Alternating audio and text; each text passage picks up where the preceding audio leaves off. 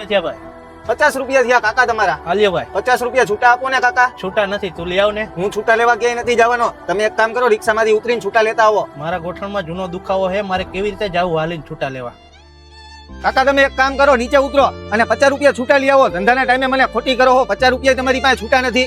હાલે તારા 50 રૂપિયા. હાલો પપ્પા, તમને મેં કેટલીક વાર ના પાડી પપ્પા કે તમે ઘરની બહાર ન નીકળતા જાઓ. હાલો આપણે એક કામ કરો, અમદાવાદ આઈલા જાય, તમારા પગનો ઈલાજ કરાઈ આવી. ઓપરેશન સક્સેસ જાય કે ન જાય એટલે મને ઓપરેશન થી બીક લાગે છે. અરે પપ્પા, ઓપરેશન વગરની આ સારવાર થાય છે ગુજરાત પેન ક્લિનિકમાં અમદાવાદમાં. હું આવી ગયો તો અમદાવાદના ગુજરાત પેન ક્લિનિકમાં, જ્યાં તમારા પગની ઓપરેશન વગર સારવાર થઈ ગઈ છે.